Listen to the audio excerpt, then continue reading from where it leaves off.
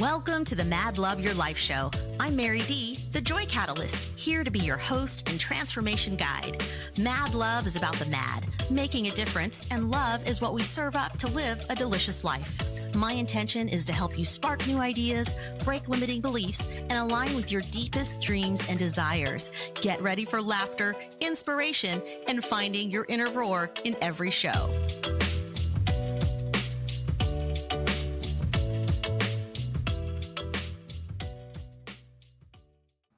Hey everyone, welcome back to the live show. It is so exciting to be back in the studio, to be with you here this week. And as always, I am bringing you the goods. This week, I have my friend Ben, and he is a brand mythologist and ethnographer at Nine. He helps clients understand the essence and the boundaries of their brands and the people those brands serve. He's passionate about ensuring brand decisions carry due reverence for our state of human being, and is deeply committed to understanding and strategically working with the most hidden aspects of our inner nature. His work is primarily informed by lived experience, having grown up on a goat farm as the son of a Jewish orchestral musician and Buddhist urban designer. His methods are derived and structured by transdisciplinary study in psychology, anthropology, sociology, philosophy, fiction, and art. Some examples of Ben's work include leading strategy and insight work in Starbucks culinary reinvention and achieving a 140% success in early pilots, which is the highest success rate in their company history. Also researching and sparking a winning health program for the third largest grocery chain in the US, which is still active today, and also guiding the human-centered design of Cone Health's new women's and children's hospital, a state-of-the-art health hub for the Greensboro community, and their reinvention of their oncology service line. Also facilitating vision, purpose, and promise statements for the largest medical device company in the world, and designing the human and brand identity model for a Fortune 500 food and beverage company. So as you can see, he comes with a long list of accolades. And I want to say, hey, Ben, welcome to the call today. Thank you for coming onto the show, being our guest, and, being here to be part of the magic. I want to start with, tell us, what is a ethnographer? Because I know there are people that are like, wait, what is this? I don't understand what this is. So talk to us about that. Tell me what an ethnographer is. Oh my gosh. Mary, first, thanks for having me. What you're doing here with your program is just so admirable, and it's an honor to be a part of it. Just very, very grateful. So thank you. Welcome. You're asking about ethnography, and it is an old practice. This has been going on for 100 some years, but essentially this is the study of culture.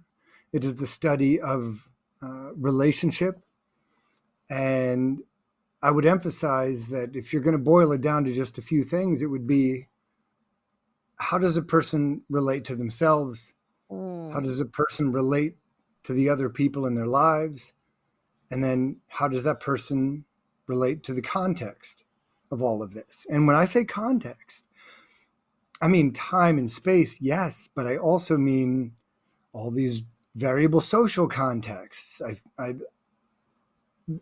Nothing is ever the same. Like, we live in this dynamic world, and ethnography allows us to step into those lives, the living, breathing context, and get a feel for those contextual relationships, those social relationships, and those intrapersonal relationships as well, such that we'll be able to turn all that around and try to translate some of that for our clients, for, if, as the case may be, academics and students.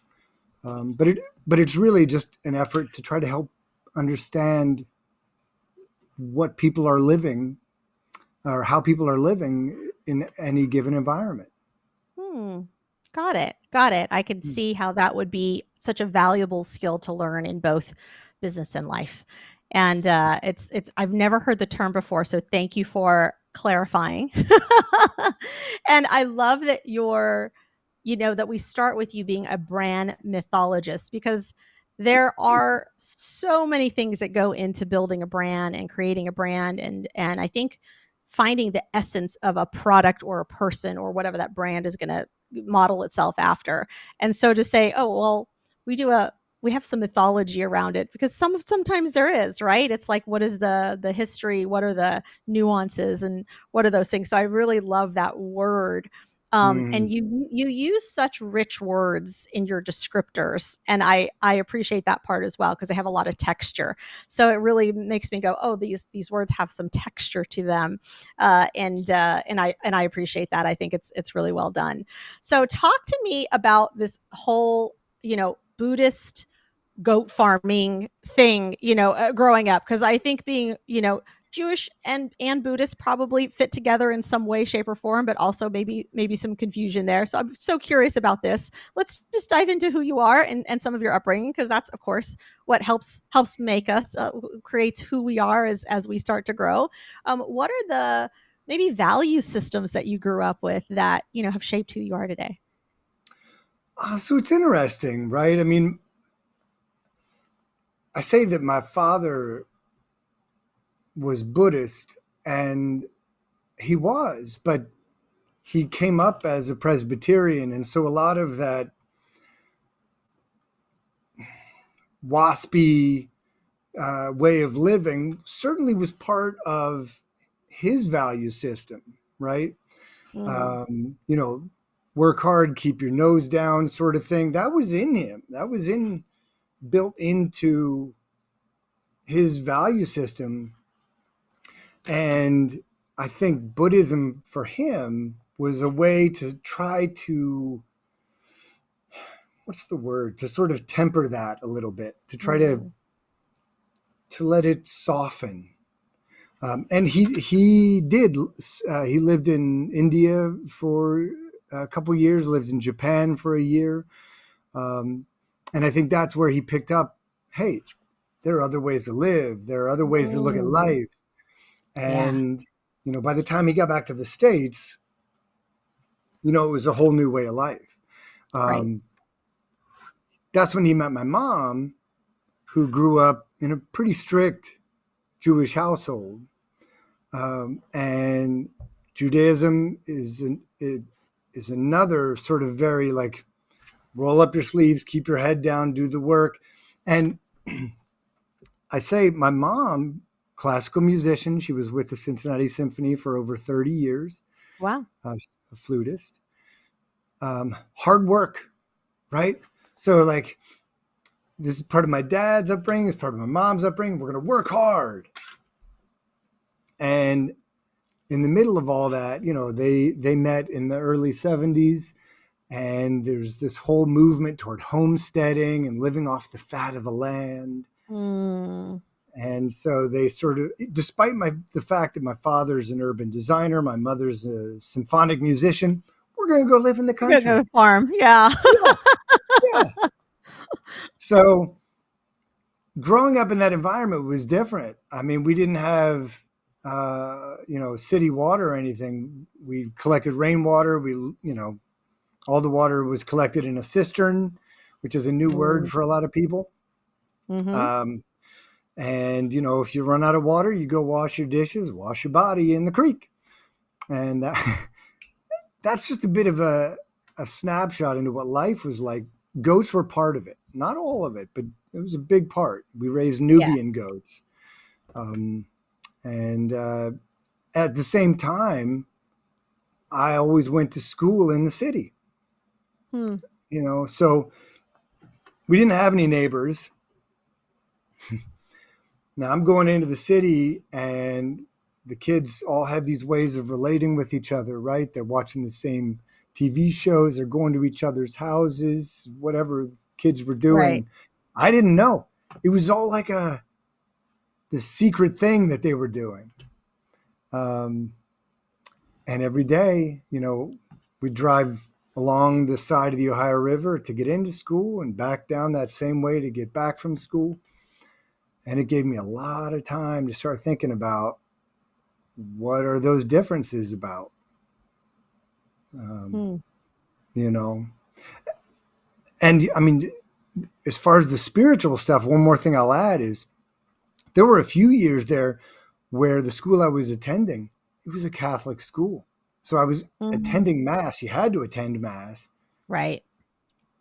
And so I got this Catholic thing and these children are saying, "Oh, I'm Catholic. What are you?" Right. What am You're like, I? "What am I?" Right. That's a big Which I think is question. such a young. Yeah, it is a big question. It's a big question, I think, at any age, but especially, being as young as you were and also having Yeah, such an eclectic mix, because I think so often we think linear, like, from a very linear place of, like, there's straight lines, right? Where, like, whatever you believe is packed into a box of a certain religion or a certain thing, and much like your dad, I've found that, definitely through my world travels and seeing other cultures and being, with a tribe that's never been outside of their 50-mile radius, that there the world operates really differently for everyone, and doesn't it? some people are incredibly open-minded, and other people are very, like, rigid and clear on what there Absolutely. has been instilled in them. And so I would imagine when you're given many options, then you're like, wow, like, I actually have to pick from what's going on here to figure out what actually feels good for me and what works. And I'm so curious because were either of your parents, or even with your schooling, was any of that did any of that put pressure on you to need to choose to believe anything in particular, or did you no, okay, shaking your head, no, got it. What?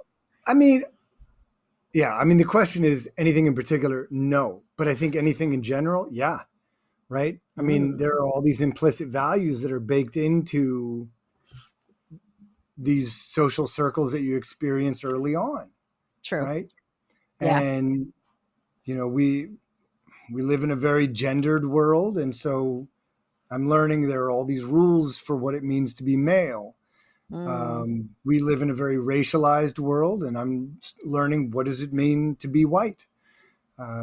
We mm, live in a very classist world, and I'm learning what does it mean to be middle class, and so forth and so on. Like, how many ways do we want to describe what am I mhm, that deviate from that core truth of I'm simply another expression of nature. That's it. mm. Got it. That's it. Got it. Which, Okay. by the way, like that was my comfort zone. When I would get home from school, I'd go to the woods where everything was easy. Yes, the simplicity, right, of nature. Yeah, yeah, There's simplicity and yeah, order in this really beautiful way. Yeah, I get yeah. that. I totally get that. Well, we're gonna back up just a tad because normally my first question for you is gonna end up being my second question, and that's okay. So my Okay. question for you then is, what is you're highly accomplished in what you do, and you can still answer this question in any way that feels best for you. And that, when I say feels best, meaning you don't necessarily have to answer in the context of business. You can Mhm. you can answer this, but I'm going to say, what is something you know now that you wished you had known before you ever really started in life? And I say got started, I'm going to say, when you were adult, like really adulting, like when you were like, okay, I'm an adult now, and this would have come in handy for me if I'd known it way sooner. Like what would one of those things be? This one's hard for me, Mary, because I'm so grateful for this moment and therefore all Mm, of the moments that led into this one. So, right. in a way, we're asking us to revise this moment. Um, and that's difficult for me. But I want to be a good sport here. I think that Well, let's do it in the context of if you were sharing this with your younger self that was maybe like your son, right? Or if you're sharing this with another generation that that has that they're not going to be able to live your exact experiences, but you could instill upon them something that you wish you had known, what advice would you give? That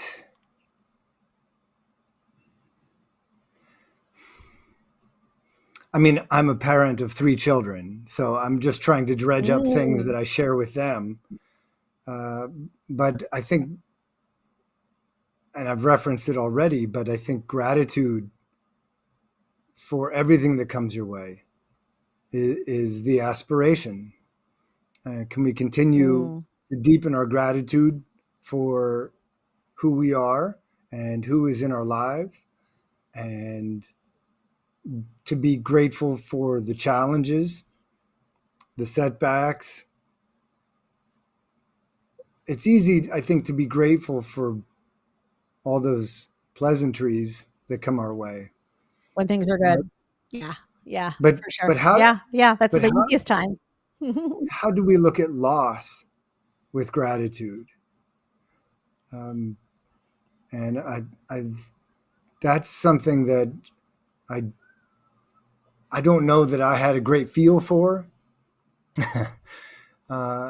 Certainly when I was their age, and I mean, the funny thing is, Mary, I mention it to my children without any real expectation that they're going to be able to absorb it.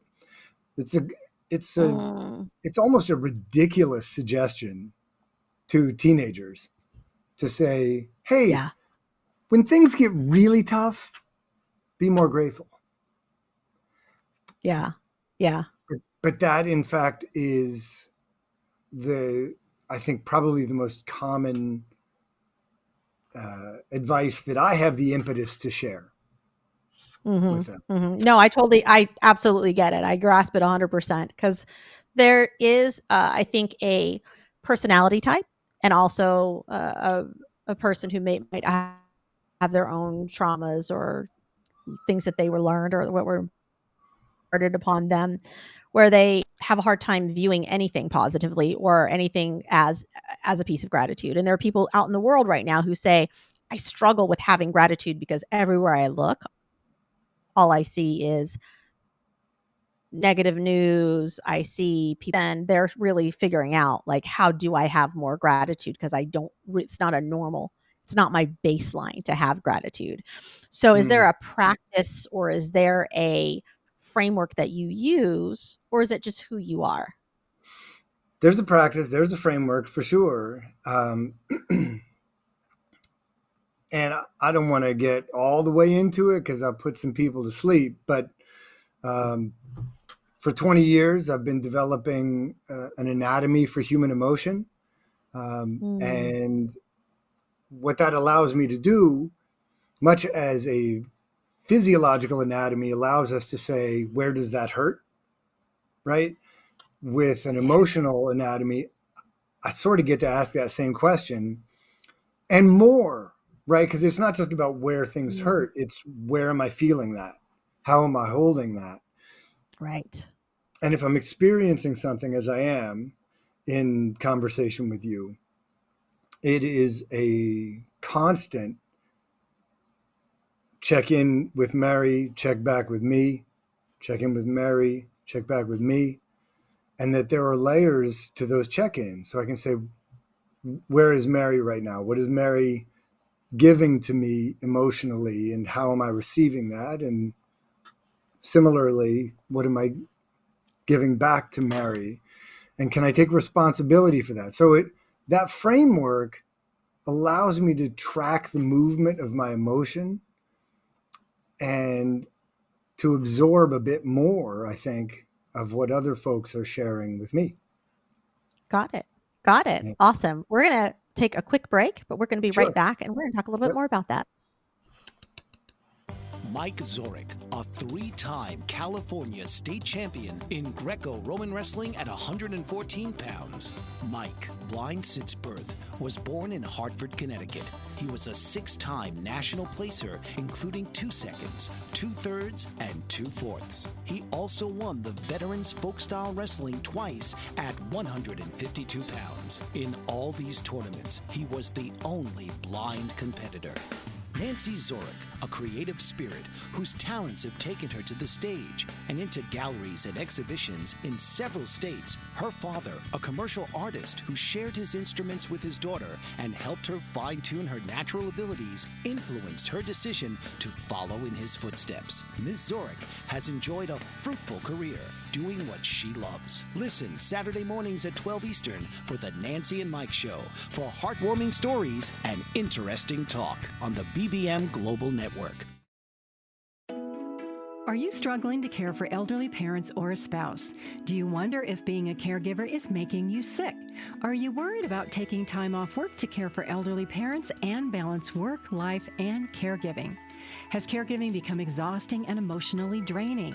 Are you an aging adult who wants to remain independent, but you're not sure how? I'm Pamela D. Wilson. Join me for the Caring Generation radio show for caregivers and aging adults, Wednesday evenings, 6 Pacific, 7 Mountain, 8 Central, and 9 Eastern, where I answer these questions and share tips for managing stress, family relationships, health, well-being, and more. Podcasts and transcripts of the Caring Generation are on my website, PamelaDWilson.com, plus my caregiving library, online caregiver support programs, and programs for corporations interested in supporting working caregivers. Help, hope, and support for caregivers is here on the Caring Generation and PamelaDWilson.com. All right, welcome back.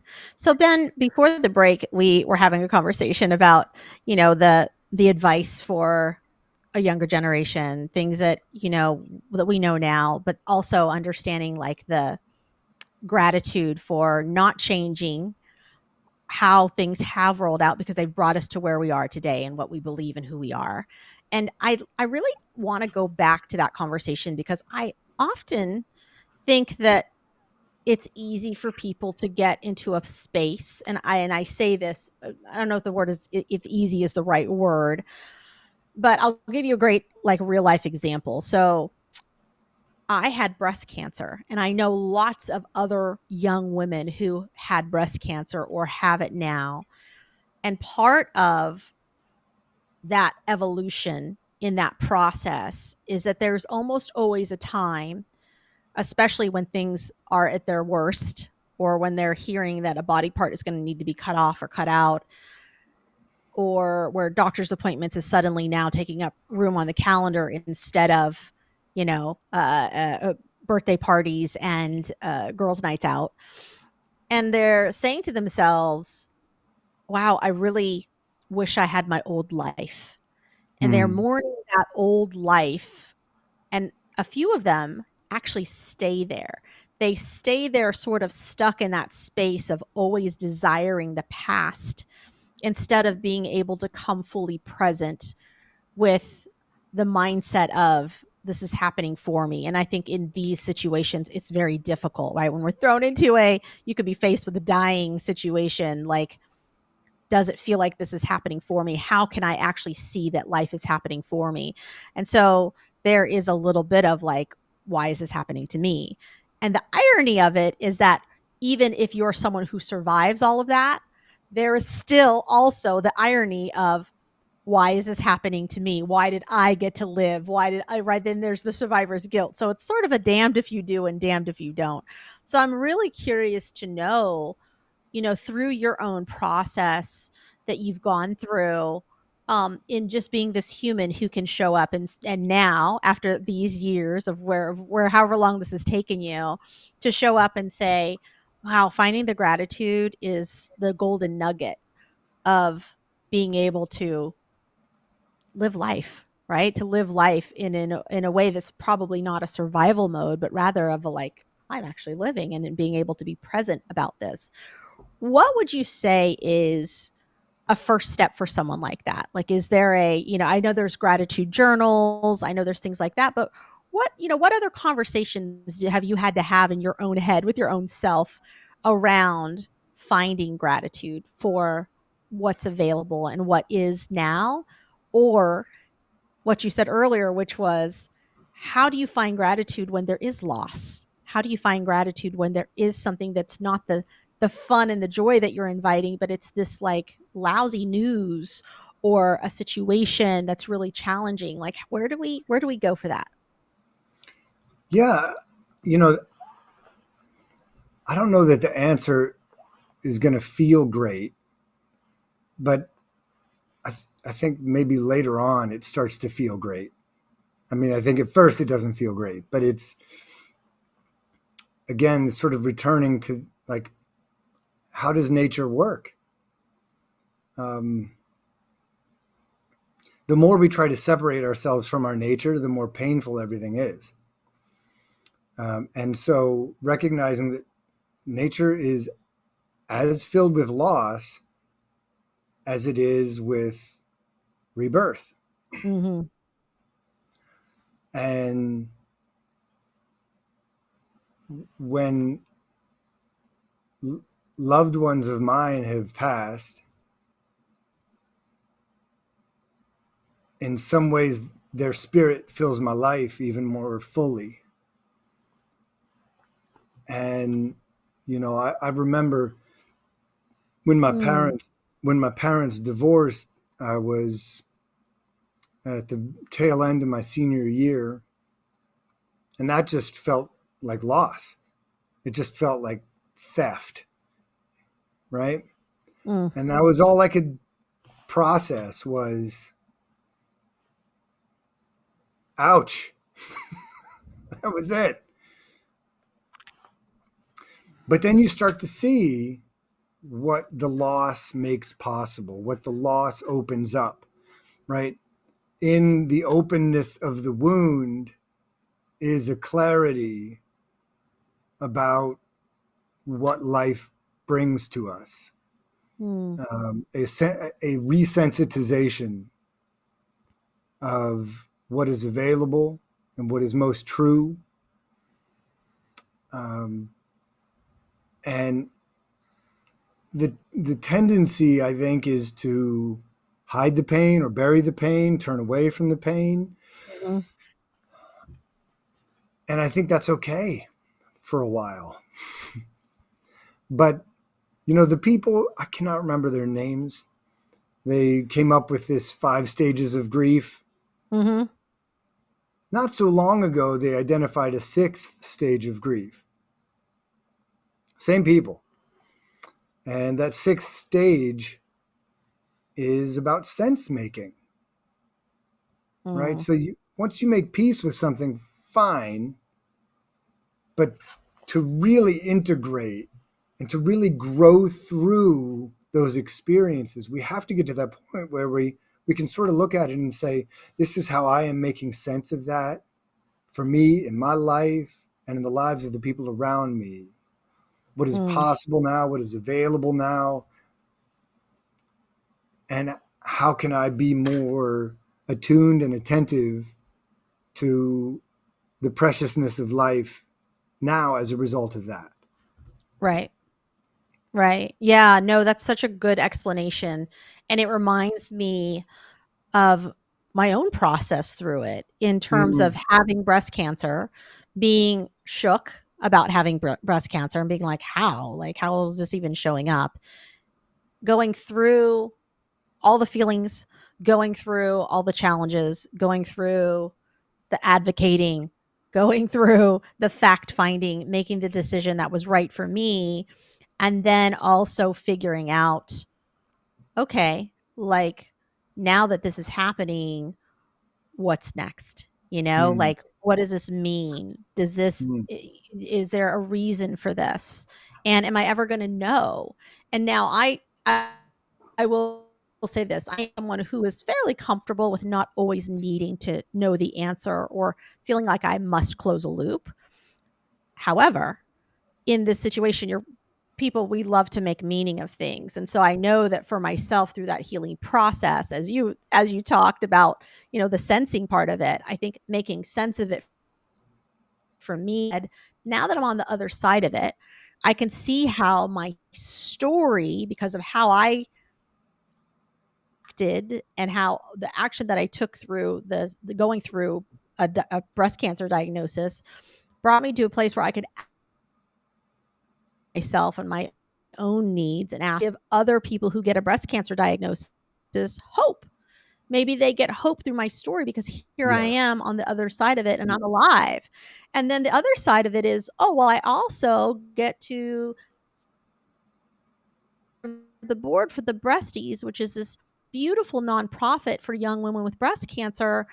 And perhaps I would not have connected to it in the way that I connect to it now, because I had breast cancer. Without breast cancer, maybe I wouldn't have that same level of knowing. And then who's to say that maybe it's about something as big as genetics testing and sharing that with my family, so that, everyone around me and my friends are all knowing that there's something else available for you to be able to like have a look at and see if there's any maybe gene mutations in your family. And if that's the case, does that mean you can actually predictors, and also, being in a place where you can observe these things and maybe ahead of them in some really interesting way. So I think there's lots and lots of really, really beautiful ways to look at it. And again, that gratitude and being able to see that is a way for me to back up and go, all right, these are the ways on the other side of it that I can make sense of it.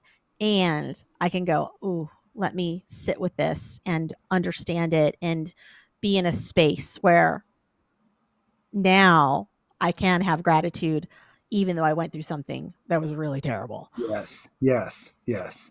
Yeah. Yes and yes. Yes and yes. Yeah. All the way. All the way. All right. And so with that, I'm so sorry, y'all. We're going to go to another quick commercial break, and then we'll be right back. Are you struggling to care for elderly parents or a spouse? Do you wonder if being a caregiver is making you sick? Are you worried about taking time off work to care for elderly parents and balance work, life, and caregiving? Has caregiving become exhausting and emotionally draining?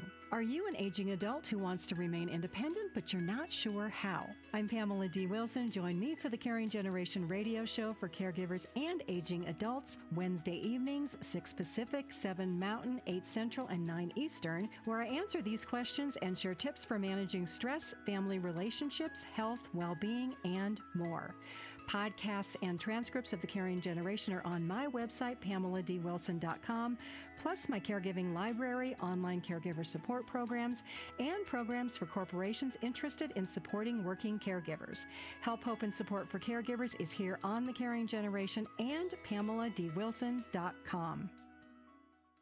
Dr. RC will share extraordinary resources and services that promote educational success, as well as making a difference in the lives of all social workers, as well as the lives of children, adolescents, and teens of today. She will have open discussions addressing many of the issues that we face about our youth and how being employed in the uniquely skilled profession of social work for over 18 years has taught invaluable lessons through her personal experiences. She will also provide real-life facts, examples, and personal stories that will confirm that why serving as a child advocate is extremely beneficial when addressing the needs of the whole child.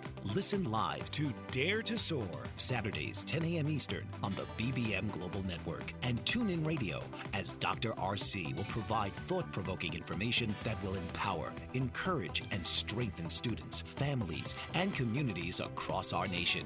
You can also visit her at soarwithkatie.com. All right, we are back. Ben, my friend, tell me what has been the most insightful and inspiring work that you've been able to do in your adult life. Whoa. I mean, all of this work is so invigorating, because every time that we engage with the client, the expectation is that we are reshaping our own worldview. Mm. So, I mean, we've done that mission, vision, purpose, promise, values work with a number of different leadership teams. That's incredibly inspiring because it requires people to open up and to take an honest look at what brought all these folks into the same building.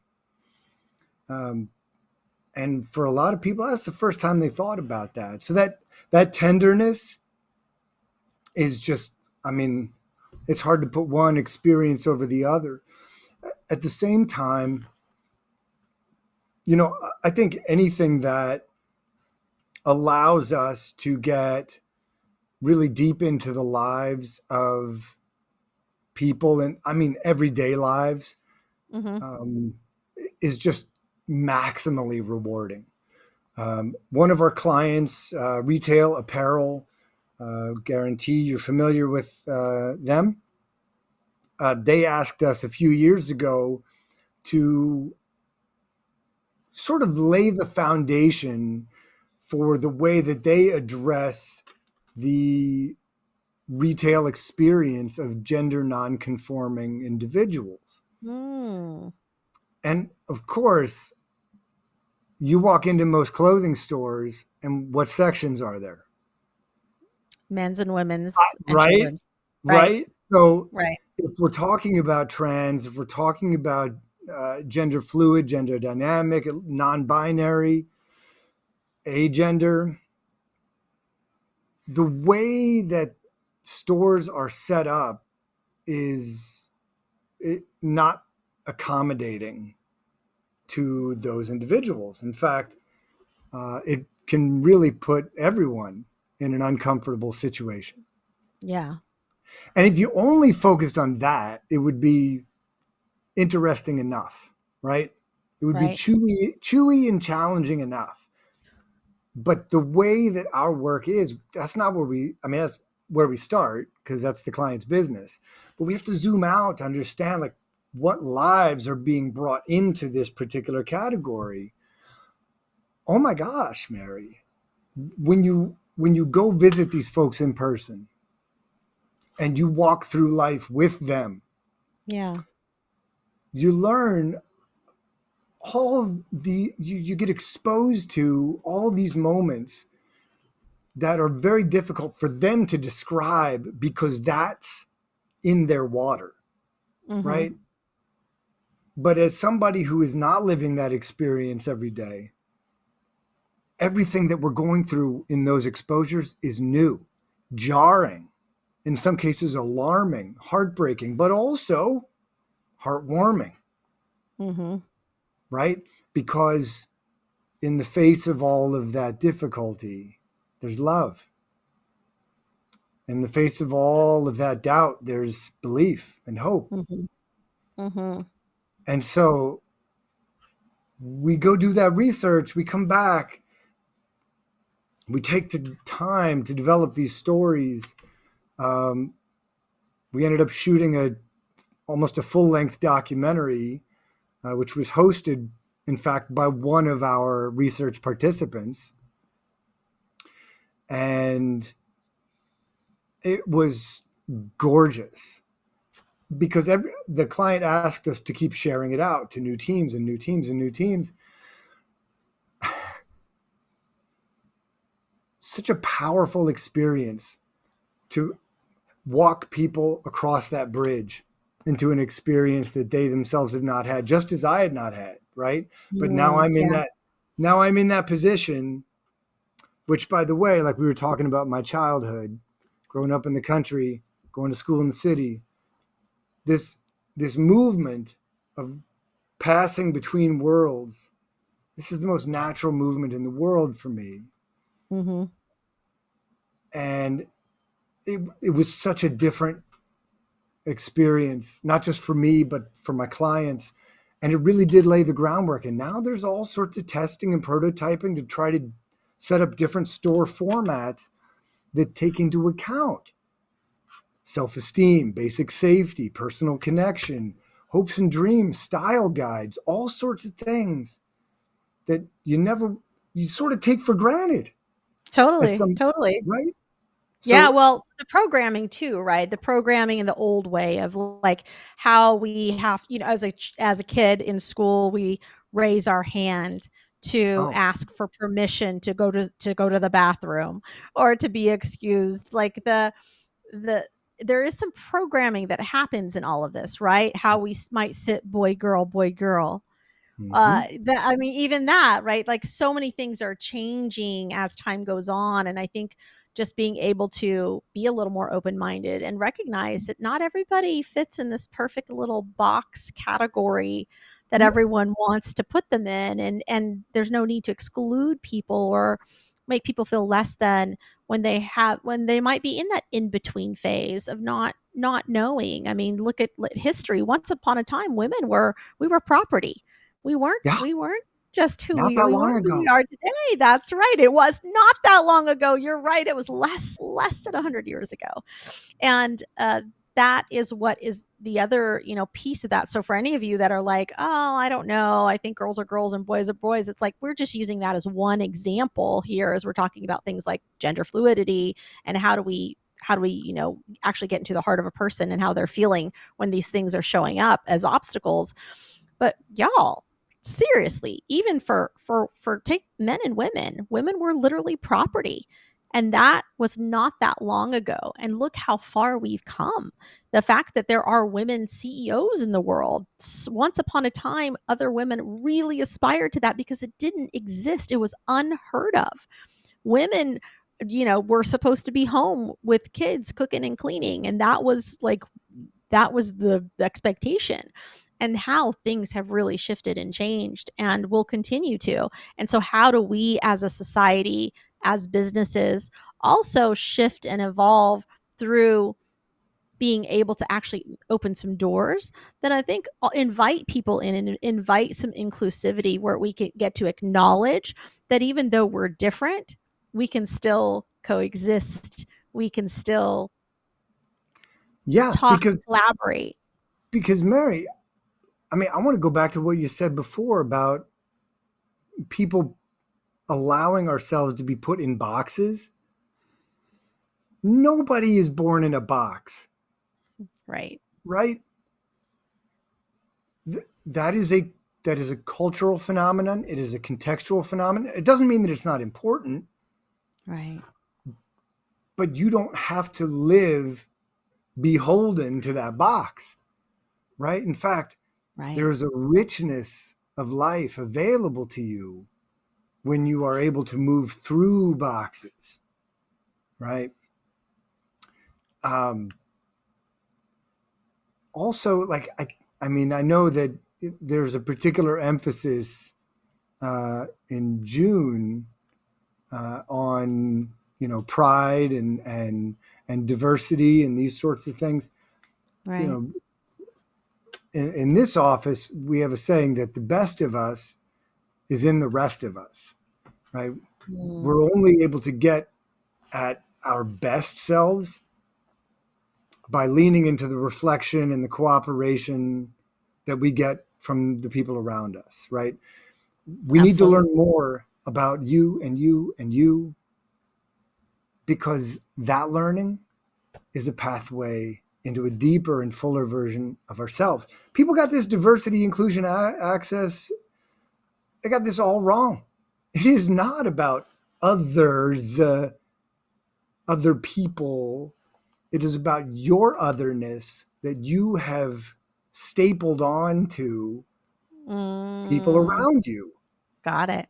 And Yeah. how do we take accountability for that? Well, that is that sort of back and forth motion, moving between worlds. It requires that a certain flexibility, a certain openness, a certain vulnerability to pass through our assigned cultural roles to discover something bigger, fuller, deeper, richer. Absolutely. Absolutely. Well, in your organization, how do you have you navigated this particular topic? I mean, how does it show up for you all in your work at Nine? So the topic of diversity or Of, yeah, acknowledging otherness. Like, what does that Oh, look yeah, like, yeah. you know? Well, so, I mean, the thing is, it is so essential to everything that we do.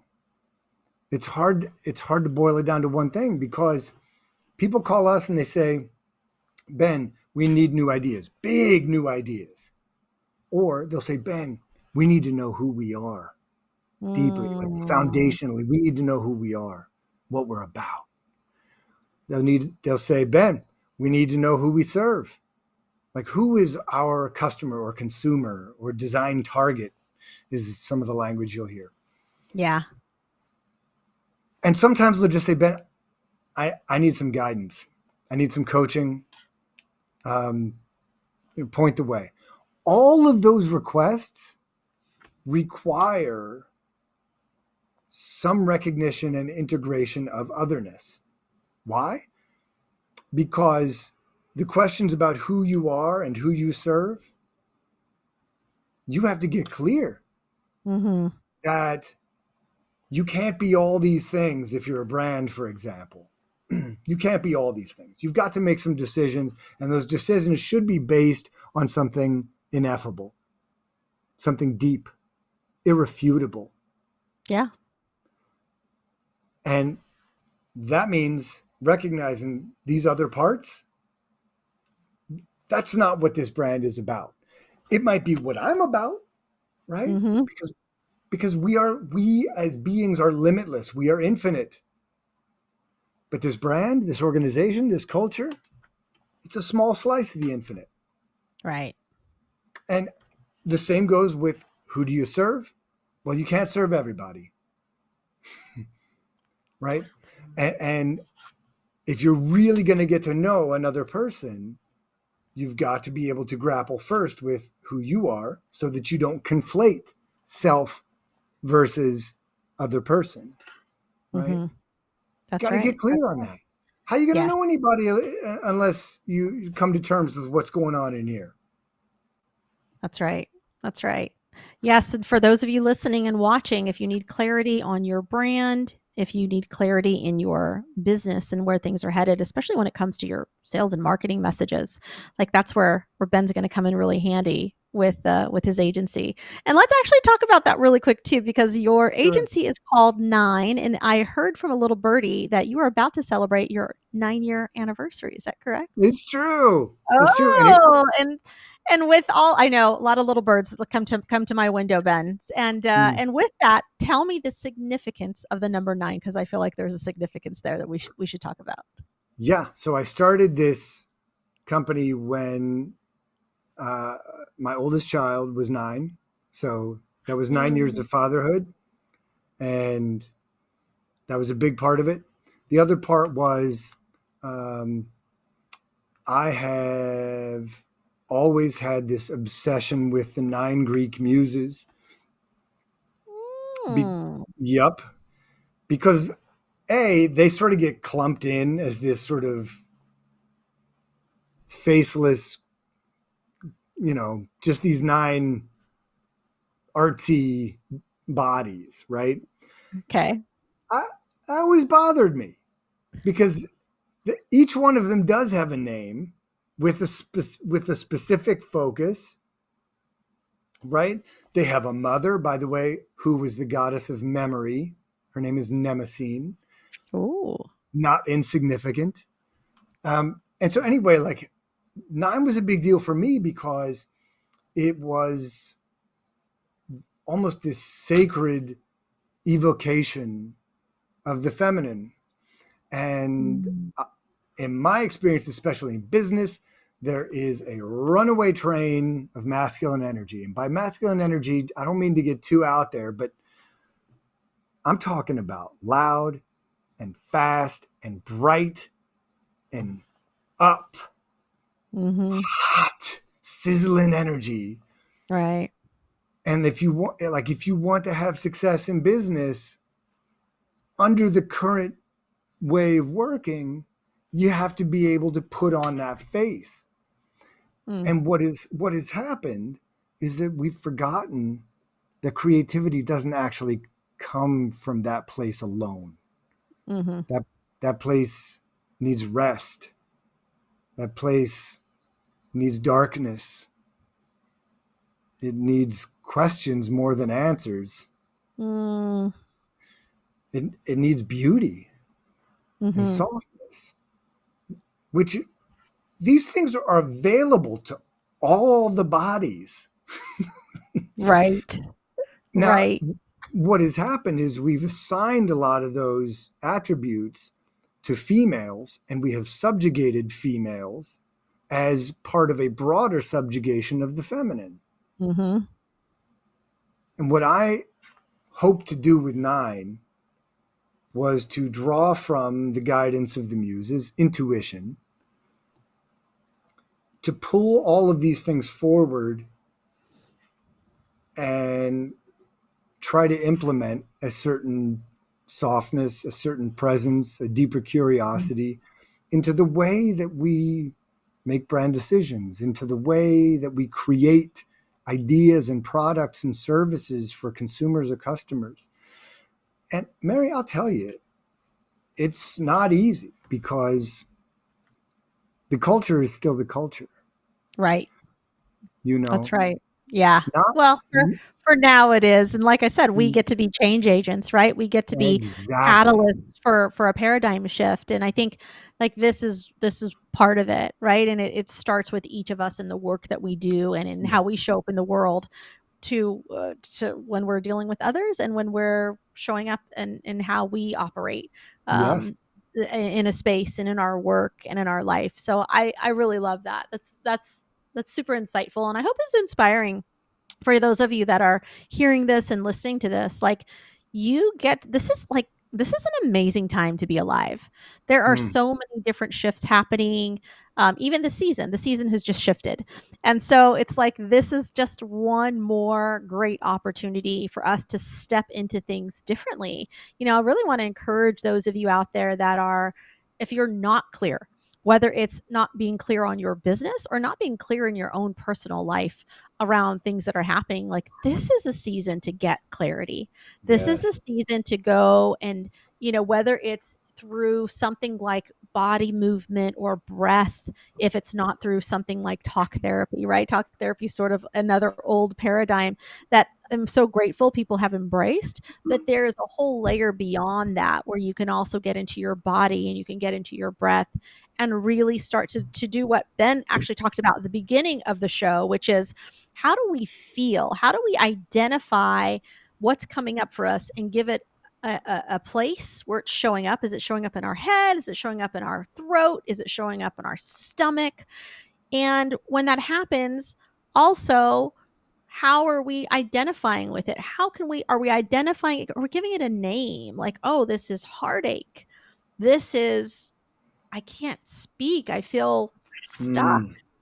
Is this, I feel worried, I feel concerned, I feel a pounding in the stomach. Is it like, oh, like this just isn't sitting right with me. It's actually making me nauseous, or it's making me sick, or it's making me excited. There could be all kinds of different emotions that come up from that. And when we get there, can we sit with some of those feelings for a moment, Yes. but also not wallow in them to a place where we can't climb out of it and find the gratitude and find how life is happening for us. And I think that those are, the important pieces, and through your stories have been able to really talk about that today and share. Mary, if I could real quickly just say Yeah. it's one thing to I mean, I think you're spot on with all that, but I think it's one thing to encourage people not to wallow, but it can be hard not to wallow. And Yeah. one little release that I've played with is asking, what does that feeling want for me? Mm, Because that sets it in motion. Life is motion. yeah. So if you're going to bring yourself to life, bring yourself to life through motion. And that motion, in many cases, is brought about by emotion. So we ask, what does that emotion want for us? Boom, we're moving. Yes. Beautiful. Beautiful. Yeah, that's a beautiful practice. So that, my friends, is the gold that we're going to leave you on today on this little high note. And Ben, I want to say thank you for being our guest today. I appreciate you so much. And for those of you that would like to get in touch with Ben, just check out the show notes or pop down into the comment section, and you are going to see all the ways to get the goods. And if you want more, Ben and I are actually about to hop off and record the extended version for the YouTube channel, which is over at the Mad Love Your Life show on YouTube. If you're not sure about that link, just go to maryd.com. You can grab it from there and get more information about the Mad Love that is available for you. So with that, until next time, may abundance always walk beside you. May joy always go before you, and may love always guide you on your path. We'll see you next week. Thank you for tuning in to today's show. We air live every Wednesday at 4 p.m. Eastern Standard Time on Bold Brave TV. We hope to see you back next week. For more ways to connect with my guests, content, programs, and retreats, just head over to www.maryd.com and subscribe. That's MARYDEE.com.